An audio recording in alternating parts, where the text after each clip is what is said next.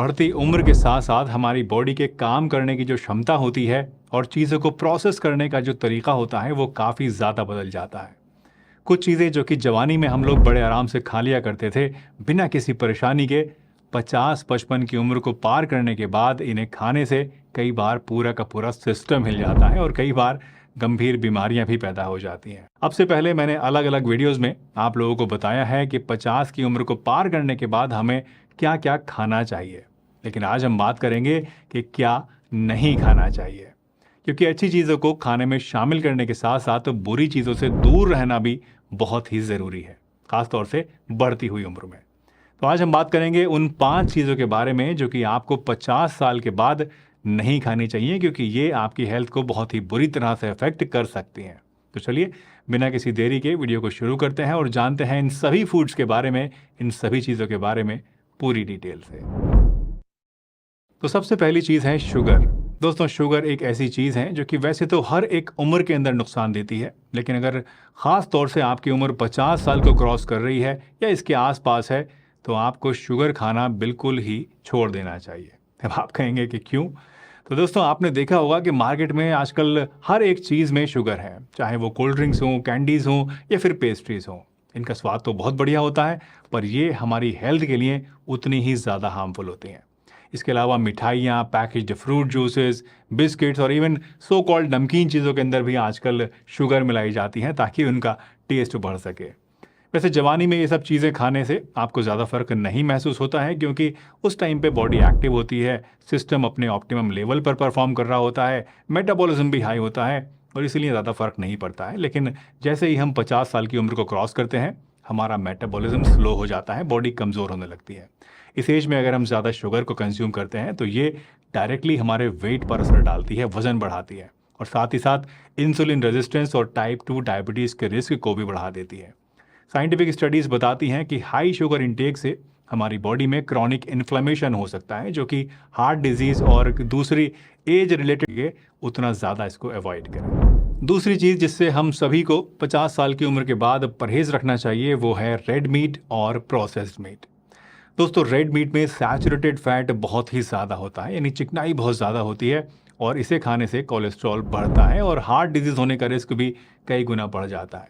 वहीं अगर हम प्रोसेस्ड मीट्स की बात करें, जैसे कि बेकन है, रेडी टू कुक मीट्स हैं, फ्रोज़न नॉन-वेज पैक्ड आइटम्स हैं, सॉसेजेस हैं या हॉट डॉग्स वगैरह हैं, तो इन सभी में एक चीज़ बहुत कॉमन होती है और वो है हाई लेवल्स ऑफ सोडियम और प्रिजर्वेटिव्स। अब 50 की उम्र में हमारी बॉडी ऑलरेडी बहुत सारे चेंजेस से गुजर रही होती है, तो ऐसे में हाई सोडियम कंटेंट और हाई सैचुरेटेड फैट कंटेंट या फिर ये प्रिजर्वेटिव्स जो कि इन प्रोसेस्ड मीट्स में होते हैं, ये ना सिर्फ हमारे ब्लड प्रेशर को इंक्रीज कर सकते हैं बल्कि हार्ट में ब्लॉकेज का खतरा भी कई गुना बढ़ा सकते हैं। साथ ही जो लोग रेड मीट्स खाते हैं उनके अंदर कोलोन कैंसर होने का रिस्क भी ज़्यादा होता है, तो वो भी एक बहुत बड़ा कंसर्न है जो कि इस बात की तरफ इशारा करता है कि आपको बढ़ती हुई उम्र में रेड मीट खाना छोड़ देना चाहिए। चलिए दोस्तों, आगे बढ़ते हैं अपने तीसरे फूड की तरफ, जो कि है मैदा और मैदे से बनी चीज़ें।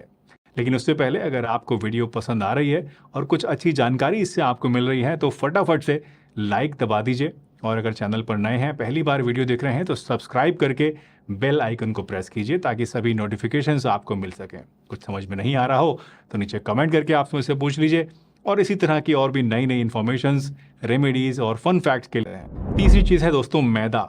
दोस्तों, मैदा और इससे बनी हुई चीज़ें जो होती हैं, जैसे कि ब्रेड है, पेस्ट्रीज़ हैं, केक्स हैं, बिस्किट्स हैं, नान है, रुमाली रोटी वगैरह, ये सभी चीज़ें बढ़ती हुई उम्र में हमारी सेहत को बहुत नुकसान पहुंचाती हैं। जब हम मैदा खाते हैं तो ये हमारी ब्लड शुगर को बहुत ही तेज़ी से बढ़ा देता है, जो कि हमारी बॉडी के लिए एक झटके की तरह होता है। इस तरह के स्पाइक्स या झटके से हमारी बॉडी की इंसुलिन को यूज़ करने की जो इफ़िशियंसी होती है वो कम हो जाती है, जो कि आगे चलकर इंसुलिन रेजिस्टेंस और टाइप 2 डायबिटीज़ का कारण बन सकती है। मोरओवर, एज वी एज, हमारी बॉडी की जो शुगर लेवल्स को मैनेज करने की नेचुरल एबिलिटी होती है वो भी कम हो जाती है और इसीलिए मैदे जैसे रिफाइंड कार्बोहाइड्रेट्स जिनका ग्लाइसेमिक इंडेक्स हाई होता है वो हमें और भी ज़्यादा हार्म पहुंचा सकते हैं, नुकसान कर सकते हैं। इन शॉर्ट, अगर आप चाहते हैं कि आपकी लाइफ की जो गोल्डन ईयर्स हैं ये बहुत ही बढ़िया से गुजरें तो मैदे को खाना छोड़ दीजिए। चौथी और बहुत ही इंपॉर्टेंट चीज़ है नमक का कम इस्तेमाल करना।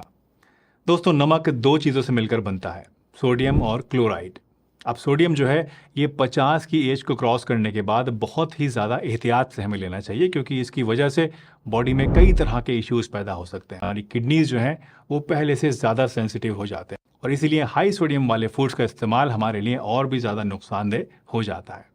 साइंटिफिकली जब हमारी बॉडी में सोडियम ज़्यादा होता है तो ये एक्स्ट्रा फ्लूइड को रिटेन करता है, जिससे कि हमारा ब्लड वॉल्यूम बढ़ जाता है और इससे हमारे हार्ट को ज़्यादा मेहनत करनी पड़ती है इस ज़्यादा वॉल्यूम को पंप करने के लिए, जो कि लॉन्ग टर्म में हार्मफुल साबित हो सकता है। और इसीलिए इट इज़ हाईली रिकमेंडेड कि ओल्डर एडल्ट्स को, जिनकी उम्र 50 साल को क्रॉस करके ही या इसके आसपास है, उन्हें अपनी डेली सोडियम इंटेक को लिमिट में रखना चाहिए।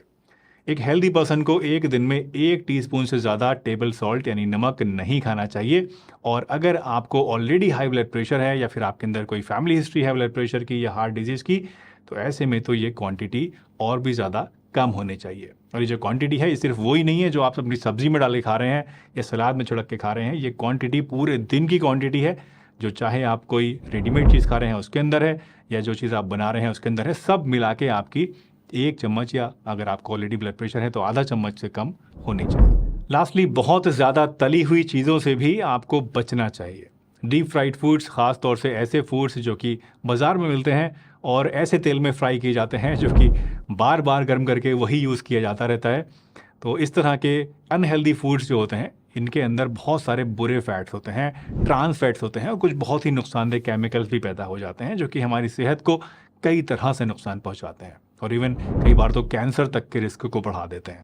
इसी तरह से ट्रांस फैट्स हमारी बॉडी में एलडीएल कोलेस्ट्रॉल को इंक्रीज करते हैं, जो कि बैड कोलेस्ट्रॉल कहलाया जाता है, और एचडीएल कोलेस्ट्रॉल को, जो कि गुड कोलेस्ट्रॉल कहलाता है, इसको कम करते हैं।